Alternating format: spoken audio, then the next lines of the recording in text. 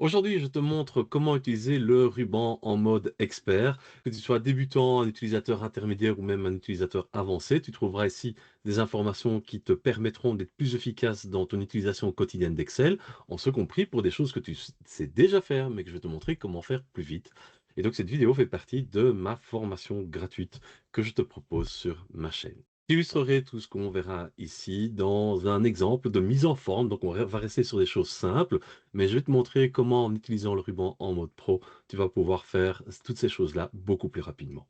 Alors, pour commencer, rapide présentation du ruban, sans rentrer dans tous les détails, mais je voudrais te rappeler comment il est composé. Donc, le ruban, c'est bien ceci, hein, pour être certain que tu comprennes bien le vocabulaire que j'utilise. Et donc, c'est un peu comme un cockpit d'avion, donc c'est-à-dire que tu vas retrouver toutes les fonctionnalités courantes d'Excel dessus, mais pour t'éviter de t'y perdre, c'est structuré d'une certaine manière. Et donc, tu vois que le ruban est découpé en différents onglets, et évidemment, ça te permettra déjà de retrouver des fonctionnalités plus facilement. À l'intérieur de chaque onglet, tu vois un certain nombre de séparations verticales, comme je te le montre là à présent à l'écran, avec chaque fois un nom qui apparaît en dessous, enfin, ou plusieurs mots. Et ça, alors, c'est ce qu'on appelle un groupe. Et donc, chaque groupe a également un nom. Alors, dans l'onglet Accueil, c'est un petit peu particulier parce qu'on va retrouver là les fonctionnalités les plus courantes. Et donc, je dirais qu'a priori, il faut absolument que tu connaisses l'utilité de l'ensemble des boutons de l'onglet Accueil. Et d'ailleurs, pas que dans Excel, mais aussi dans les autres programmes que tu vas utiliser. Par contre, pour les autres, chaque fois, on regroupe vraiment par catégorie, finalement, d'actions qu'on veut réaliser. Et donc, une bonne manière pour toi d'utiliser le ruban, lorsque tu cherches une fonctionnalité, plutôt que de commencer à cliquer partout et chercher un petit peu comme une poule sans tête où tu sais pas trop où tu vas ni ce que tu cherches, ben, je t'invite à te poser les bonnes questions. Donc, par exemple, imaginons que je veuille faire en sorte que les premières lignes de ma feuille apparaissent en permanence à l'écran. Eh bien, plutôt que de commencer à les cliquer partout si je ne sais pas où je vais trouver la fonctionnalité, demande-toi lequel des noms d'onglets correspond le plus à ce que tu veux faire. Alors, en l'occurrence, ici, très clairement, tu pourras te rendre compte que c'est une question d'affichage, puisqu'on parle d'affichage à l'écran. Et donc, de nouveau, ici, plutôt que de regarder tous les boutons sans trop savoir lequel correspondra à ce que tu cherches, si tu ne sais pas où se trouve et si tu ne connais pas son nom, eh bien, je t'inviterai alors à regarder les différents noms de groupe pour pouvoir cibler ta recherche. Alors, en l'occurrence ici, puisque je parle d'affichage de mes cellules, et sachant que toute la zone ici qui contient les cellules s'appelle la fenêtre, eh bien, tu pourras facilement comprendre que forcément, c'est dans le groupe fenêtre que je vais devoir chercher le bouton. Et donc, on est bien d'accord que devoir fouiller uniquement dans les quelques boutons que j'ai ici, ce sera déjà beaucoup plus précis que de devoir commencer à regarder un petit peu partout dans le ruban. Alors, en lien avec ça, il y a un autre élément qui est hyper important pour t'aider à comprendre le ruban, pardon, ce sont les infobules. Et donc, admettons que dans le groupe fenêtre ici, tu ne saches pas quel est le bouton que tu dois utiliser pour pouvoir faire en sorte que les premières lignes s'affichent en permanence à l'écran. Eh bien, il te suffit de passer sur chacun de ces boutons et de laisser, comme je le fais ici, la souris immobile. Et tu vois à ce moment-là qu'une infobule apparaît. Et donc, toujours dans le même exemple, ben, lorsque tu arriveras ici sur Figer les volets, eh bien, en lisant ici l'infobule, tu pourras comprendre que c'est bien ce bouton-là qui va te permettre de réaliser ce que tu veux. Et donc ça, ce sera vraiment la meilleure manière finalement de travailler avec le ruban lorsque tu cherches une fonctionnalité spécifique. Alors, ceci dit, si tu as Microsoft 365 et que tu cherches une fonctionnalité, plutôt que d'utiliser la technique que je viens de te montrer ici pour le ruban, tu peux venir dans l'onglet, enfin dans le bouton rechercher ici et taper le nom d'une fonctionnalité. Donc si par exemple je mets figé, voilà, tu vois qu'il me propose figer le volet, mais évidemment ça veut dire que tu dois déjà connaître le nom de la fonctionnalité, ce qui pourrait très bien ne pas être le cas. Et donc, dans ce cas-là, si tu ne connais pas le nom de la fonctionnalité, tu devras vraiment appliquer la technique que je t'ai montrée. Alors, au passage, le bouton rechercher ici, eh bien, tu l'as aussi lorsque tu fais un clic droit, de nouveau dans Microsoft 365, tu as au-dessus rechercher dans les menus. Mais voilà, en dehors de ça, la technique de recherche d'une fonctionnalité dans le ruban sera la meilleure manière de t'y prendre. Ça te permettra de gagner beaucoup de temps dans tes recherches. Alors, imaginons que les données que j'ai ici, je veuille les présenter comme ceci parce que ça me paraît beaucoup plus clair, ou ça peut même simplement être mon patron qui m'a demandé de faire une présentation très spécifique. Mais on est bien d'accord que tout ça, on va le faire dans l'onglet Accueil. Et tu verras évidemment que selon que tu utilises le ruban de manière optimale ou non, eh bien, ça pourra potentiellement te prendre un temps très différent. J'interromps cette vidéo quelques secondes pour un rapide message. Si aujourd'hui tu es un utilisateur d'Excel débordé qui en a marre de perdre beaucoup de temps sur l'outil, sache que je viens de créer une formation gratuite spécialement pour toi.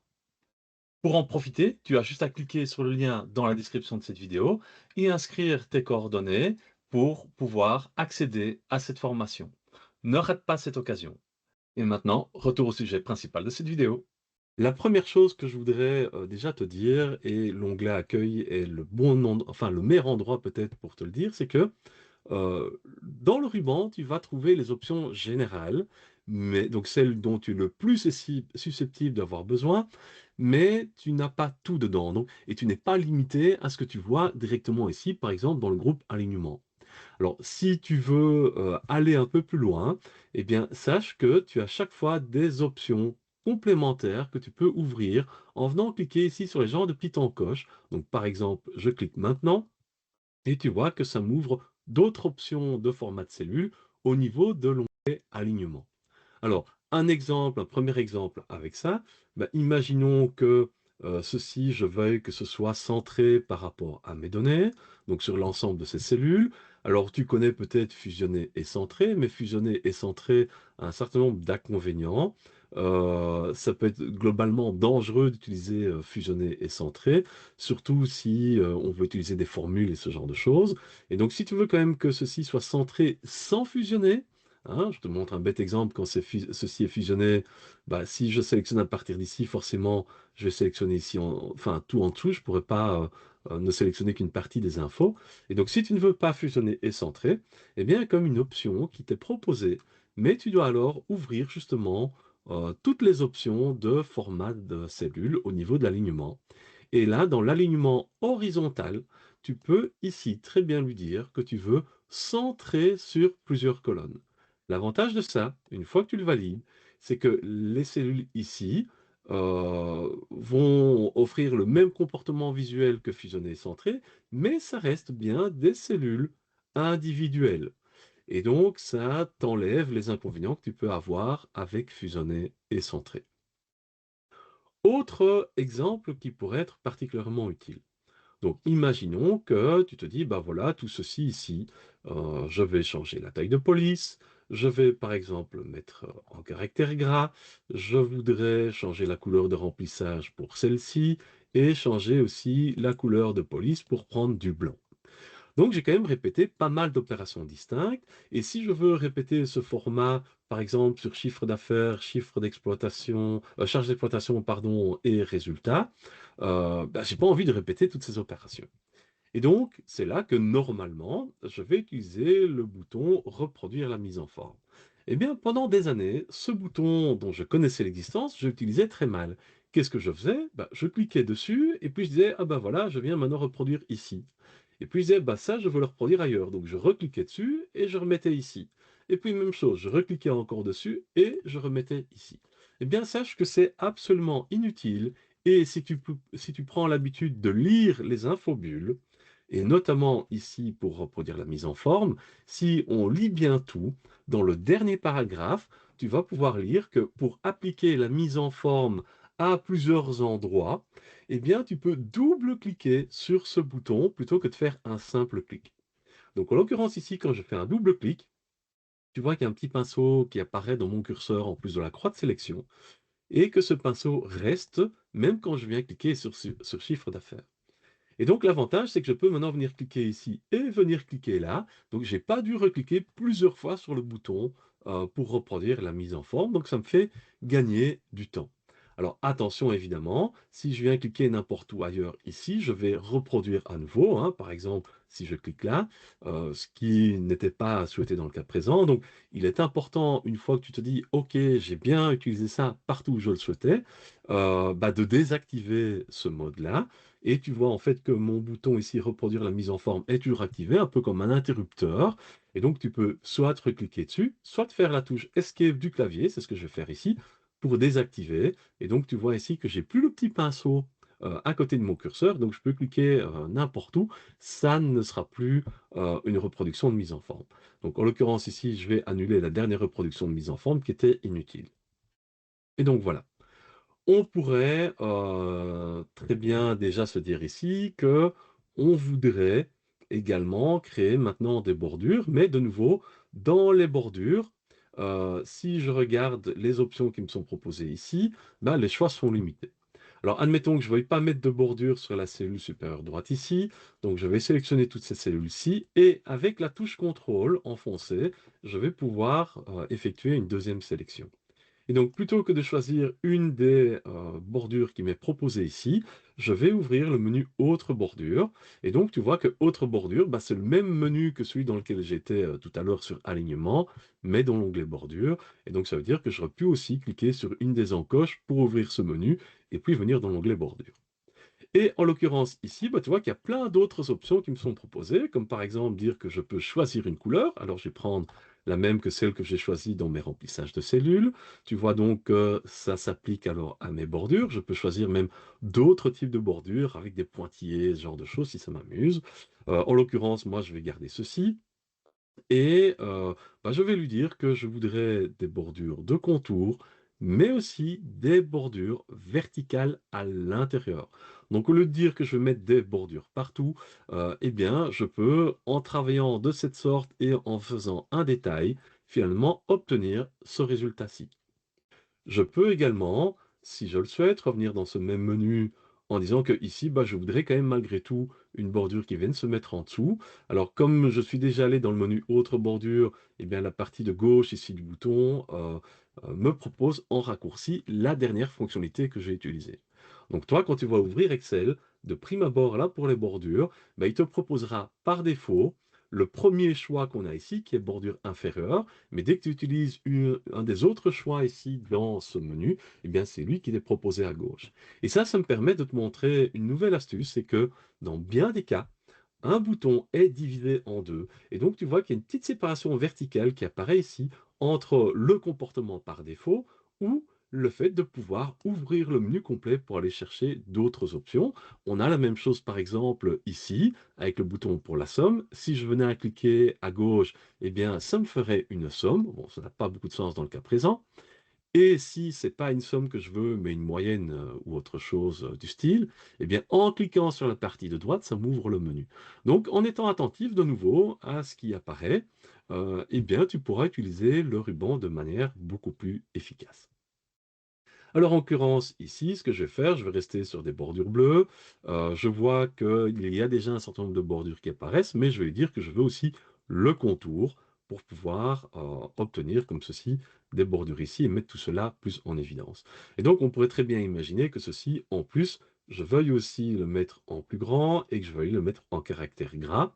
Eh bien, de nouveau, ça, je vais vouloir le reproduire sur les autres chiffres synthétiques, hein.